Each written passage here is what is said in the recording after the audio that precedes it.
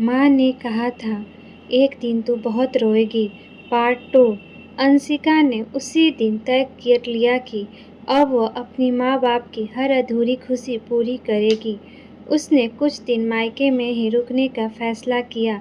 बरसों बाद उस घर में फिर से हंसी लौट आई थी। माँ सुबह उठते ही अपनी बेटी और नातिन के लिए खाना बनाती। पिता अपनी नातिन को कंधे पर बैठाकर पूरे मोहल्ले में घुमाते। जो घर वर्षों से सूना था, वहाँ फिर से जिंदगी लौट आई थी। एक दिन अंशिका ने देखा कि उसके पिता दवा खाते खाते अचानक खांसने लगे। उनके हाथ कांप रहे थे। उसने घबराकर पूछा, पापा, आपको क्या हुआ? पिता मुस्कुराते हुए बोले, कुछ नहीं बेटी, बस उम्र हो गई है। लेकिन पड़ोस की चाची ने धीरे से कहा, बेटा, तेरे जाने के बाद तेरे पापा कई महीनों तक तुझे ढूंढते रहे। खाना पीना छोड़ दिया था।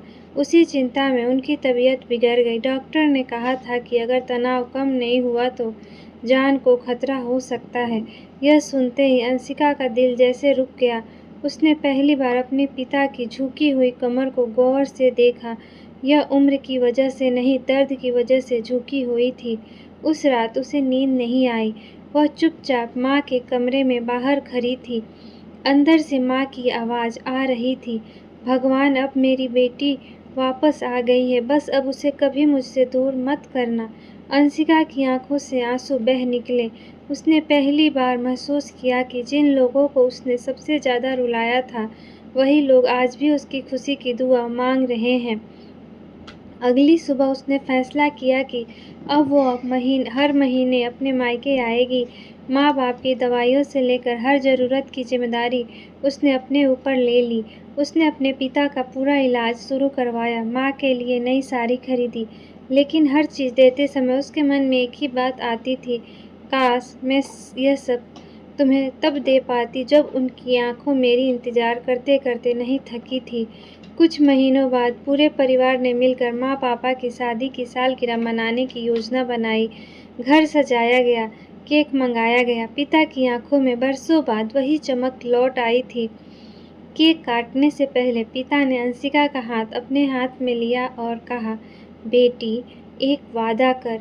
अंशिका ने रोते हुए बोली, जो कहोगे पापा।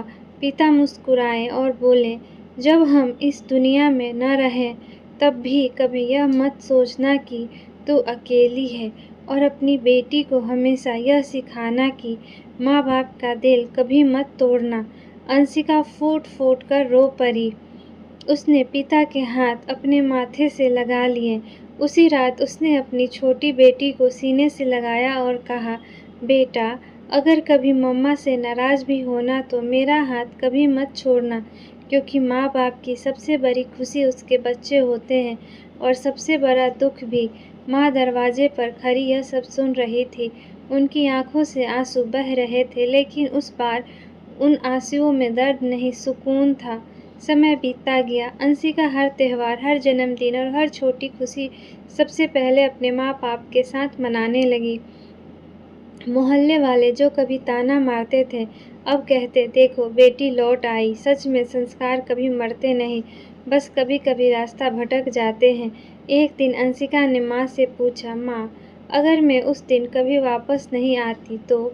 माँ ने मुस्कुराकर उसके सिर पर हाथ फेरा और कहा, तब भी मैं हर शाम दरवाजे की ओर देखकर यही सोचती कि शायद आज मेरी बेटी आ जाए। क्योंकि माँ उम्मीद छोड़ सकती है, लेकिन उनकी औलाद का इंतज़ार कभी नहीं। यह सुनते ही अंशिका माँ की गोद में सिर रखकर बच्चों की तरह रोने लगी।